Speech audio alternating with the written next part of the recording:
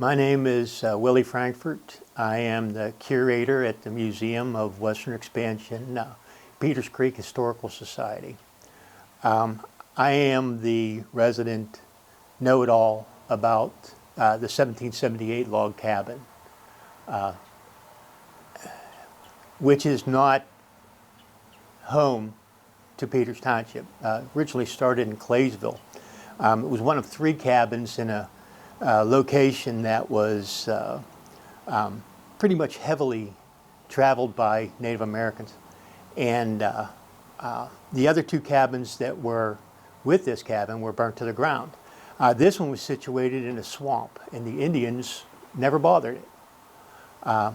So when the landowner decided that they were going to drain the swamp and sell the land, they had no idea what to do with the cabin. A man named Fred Braun, who was a member of the Historical Society, made arrangements for the cabin to be brought here to the site because the people who originally lived on this land started off living in a cabin. So they wanted to have a representation of one of the early homes that would have been here in Peters Township, Nottingham Township, all along Peters Creek. And so one fine day they decided to pack everything up and bring it here. When it arrived, the logs were numbered. They restacked it, put the roof on, chinked it halfway, and here it sat with no floor, partially chinked, for about 10 years. And then I joined. Having experience renovating cabins, I began the process of putting a floor in, putting all the doors and windows in as best as I could with limited funds, because we're always on limited funds. That is the big problem with small historical societies. But we got a semblance of it finished. And here it is today. This cabin, this is a fantastic cabin. Its life started as a family, actually probably a double-size cabin for 2 families. It was used for years after the natives had moved to what they call the Indian side of the Ohio River, which is Ohio. Pretty much the family that lived in this had built a finer house by that point. And it started to decay and go into ruin. It was then revitalized, and the floors were taken out, and it was used for a cattle barn. The loft above me was used for hay. The window on the other side of the cabin actually had a stairway that went up the side of the cabin. They used to haul all the hay up there and keep it up here. And the cows lived in this part where I'm sitting. When they finally moved on and didn't have cows anymore, again, it started to decay, and that's when we took possession of the cabin. It's a great cabin. It really is. It could have been situated better when they brought it here, but they didn't know too much about the ground. There's a spring right behind us, and every spring it overflows and turns this into a marsh. That's why at this time we are taking out the old logs that are starting to decay, soliding up the foundation and the base, and when that's all finished, we'll be able to re-chink, seal up all the holes, and make this a fit cabin for having tours and things like that. Today, we have 1 or 2 events a year in the cabin. In the future, we will have a stone oven outside. We would like to have a new animal shelter and a small corral, because the original people here were very fortunate in the fact that they had, I believe, 7 or 8 cows and 3 horses. and they would have had a small corral for the horses, and most of the cattle would have run free around here. This strip that is now Venetia Road was, because of the coal mines on either side of it and lightning strikes, it burned out. And this was one of the few places in Washington County and part of Allegheny County that had grass for feeding livestock.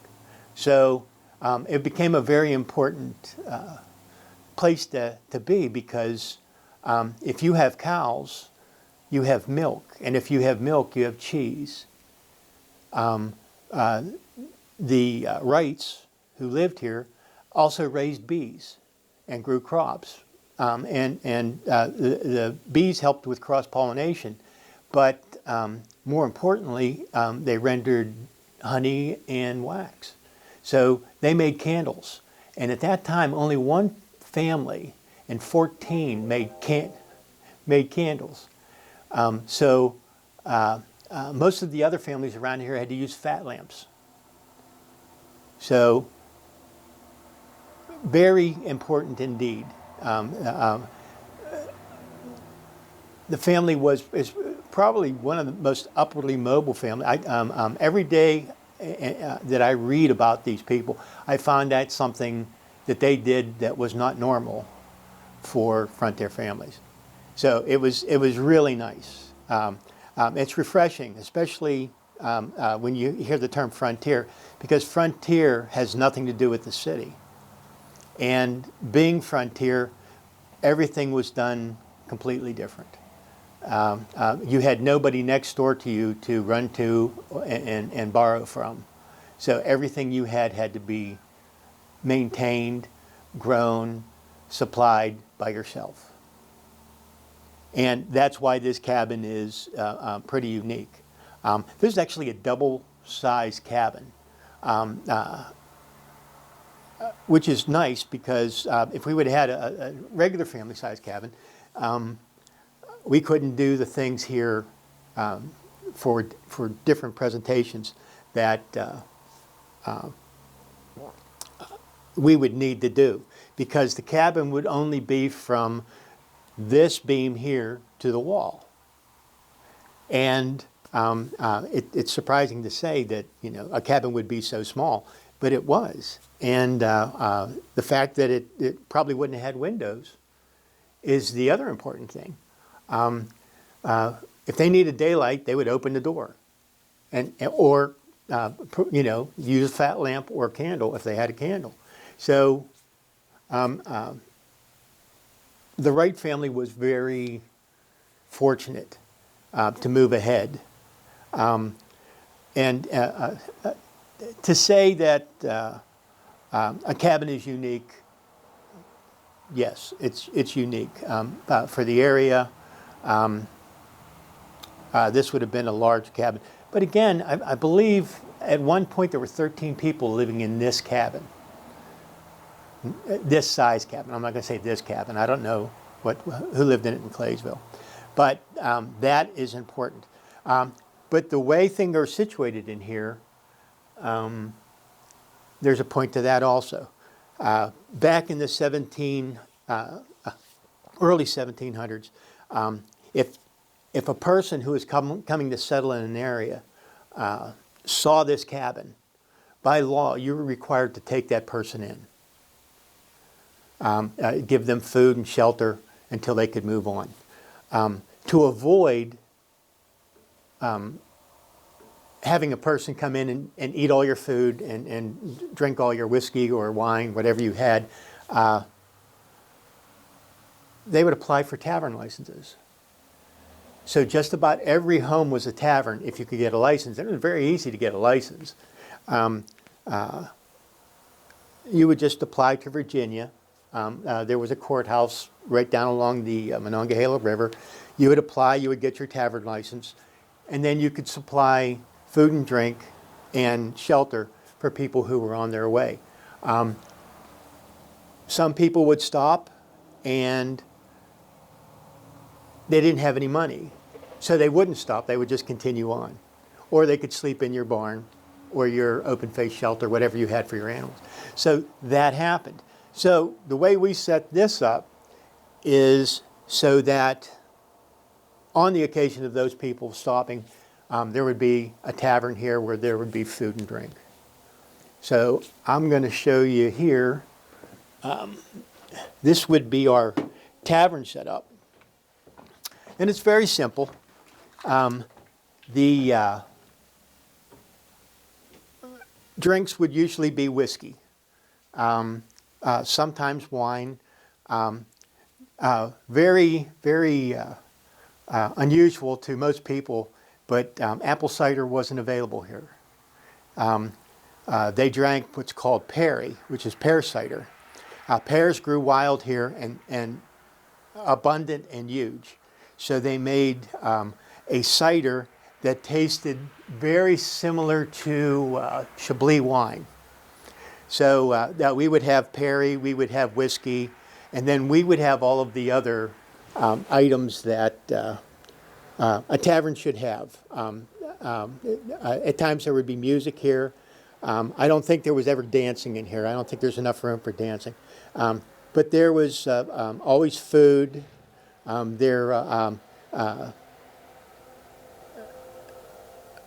place to stop. Let's put a warm place to stop. This is why we set this up in this fashion. But if you notice, except for this, everything else is movable.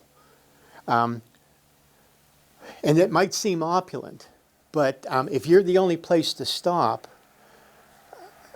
people could trade items instead of using cash money. And cash money was very rare. So if somebody's traveling from Virginia to settle in this part of Pennsylvania, they might have a chair. They might have a table. They might have a pewter cup. They might have any number of things. And as you are known to be here, you would acquire more and more things. And that's usually how things are done. The same thing happened in Pittsburgh. The same thing happened in Westmoreland County and Allegheny County eventually, and when Allegheny County was formed. So these are the things that are here. It is comfortable, to say the least. On a winter's night, it is even more comfortable. So if you notice any and all of the things that are here, blankets, everything is hung. That is the one thing that I found when we were fixing a cabin down in Virginia. We found holes in the beams where they would put ropes through, and everything was hung up. And we couldn't figure out why. There were still fibers from the ropes in the holes. And an older woman came by, and that's the first thing she said to us was, anything that gets damp gets hung, and when they build a fire, it dries because it's 100 degrees up there. And it made perfect sense to us. So everything in these cabins would be hung. Chairs would be hung on walls. Blankets would be hung from ropes from the ceiling. There's plenty of rope here. Being that the business that the Wrights were in, there would be bundles of rope everywhere. So it's a great place. It really is. And if you see there's an event that's going to happen here, you ought to come. You can learn a lot in a short amount of time. We have good people that work with us, and it's always a good thing to know where you're from and know who was here. This is a far better fireplace than should be in this cabin. The only time you would have a fireplace like this one would be if you were close to town. There's actually an ordinance within, I believe it was a mile of Washington. You would have to have a nice stone fireplace like this one, or a brick fireplace, or a cut stone fireplace. It had to be a finished fireplace. It could not have logs. It could not have a clay back. There could be no chance of it catching fire, because if one house caught fire near Washington, all the houses in Washington could catch fire. So usually in a cabin like this, you could literally look through the back of the fireplace. You could see light coming through. A lot of people don't know that. If you ever watch any of the old Western movies, anytime the Indians would attack, the first thing they did was start a big fire. And the reason they did that was the fireplace was so flimsy that the Indians could actually kick that in and come in through there. No, exactly. It was a soft point in your cabin. Let's put it that way. But we have a really nice fireplace. We've cooked many meals in here. We'll probably continue to cook many meals in here. But as you can see, it's stacked stone. It has a nice hearth to it. As long as you start the fire and push it back to the back, it draws really nice. It's not smoky in here. The door's open, so if a little smoke comes out, that's the reason why. Once you make the cabin tight, it should draw straight up and just throw heat out. This is actually a well-supplied fireplace also. As you can see, all the cooking implements are on a mantle. Everything's at your disposal pretty quick. You would keep water. What looks like a Dutch oven is actually not a Dutch oven. It's a brazier, which you would fill with coals, and then you would put this trivet inside there, and you would cook small meat, beans, corn, whatever. You would cook on that while you were using the main fire to cook or roast meat. So you would have all of these things. The wooden can, this is probably one of the ones that throws everybody off. People think that this is for beer, and it's not. Wooden cans were utilized more often than buckets because they were easily dunked into a creek and brought back, whereas a bucket had to be thrown with a rope on it and then had to be pulled out, unless you had a good watering place. So that was, you would see more of these on the frontier than just about anything else. They were widely utilized, but today they're all gone, except I got lucky one day and found one, and which was pretty unique. And that's why we keep it close to the fire. Wash barrels, everybody thinks that nobody washed in those days, and they washed pretty frequently. And then you have your Betty lamp, which is a fat lamp. You could actually take a piece of torn cloth, wind it up into a wick, and then putting it out through the corner, you could light it and it would burn just like a candle. Candle holders, redware. Redware was highly utilized in this area. As a matter of fact, we found that certain types of redware thought to only be around and used in the 1800s were actually used much earlier, because they couldn't have been used in the places we found the remains in households and forts. The slip or the glazing that they used was used much earlier than they thought. It's a strange thing, but in the museum here we have examples of it. Mugs, jugs, things for spices, everything is right here. The only thing we don't have in this fireplace is a Dremel for hanging a pot over the fire. So everything we use usually has a flat bottom, and we can use things like this. This is called a gridiron. And what you do is you make a small bed of coals, put this over the coals, and you can use all four corners to cook on. And all you have to do is throw small sticks and things like that underneath, and you will keep it hot continuously. Most hearths were big. This hearth should be another 2 feet out. so that we could rake coals out into piles and cook on the hearth. But the hearth is big enough that we can get by. Like I said, it's a better fireplace than we should have. One of the odd things that we have, being that in the future we'll have a stone oven, we will have bread. And what's nice about bread is you cut it into slices and you use a toaster, and this is a toaster. And you would put slices of bread here, put it into the fire.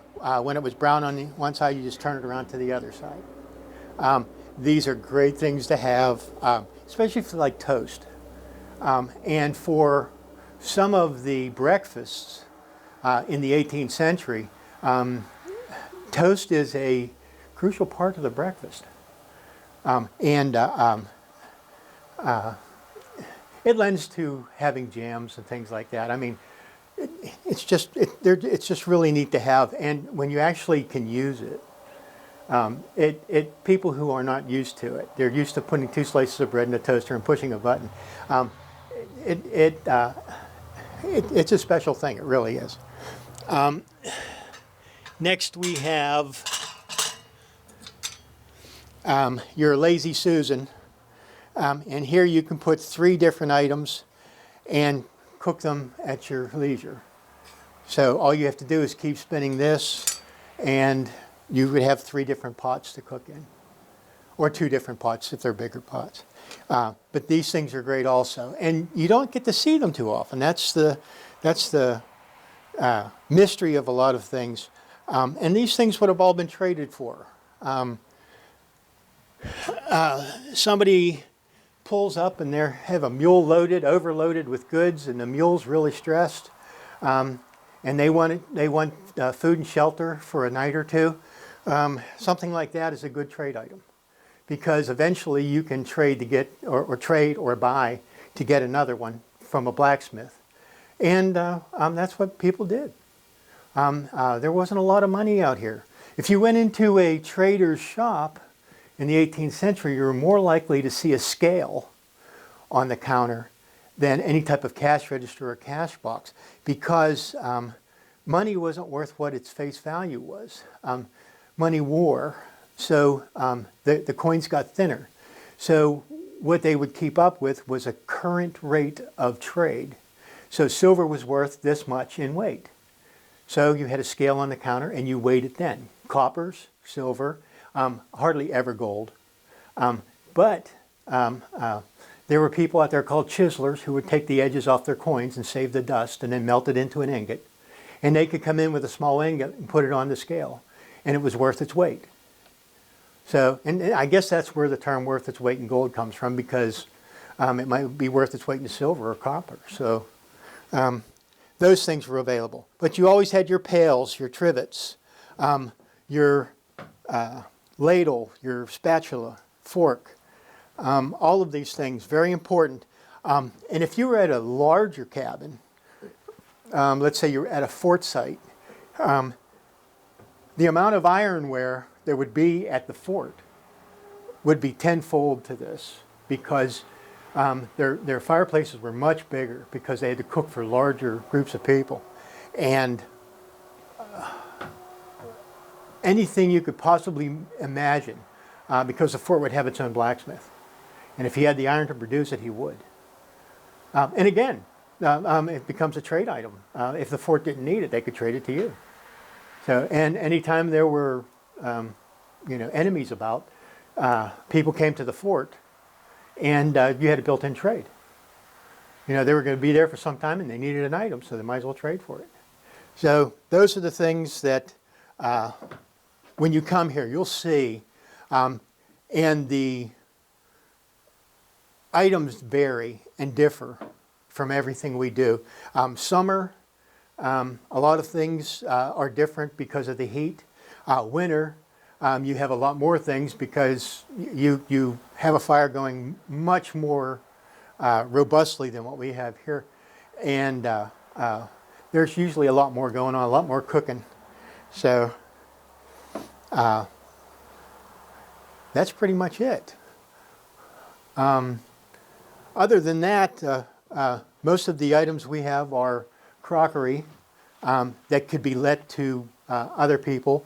We have our guns, our smoothbore muskets, and our rifles. What else? Variants, water conveyances, and whiskey conveyances. No need to tell people how important the whiskey was around here. But we have it. And you can see it when we have an event. So come on down whenever you get a chance. We'll be here. Thank you.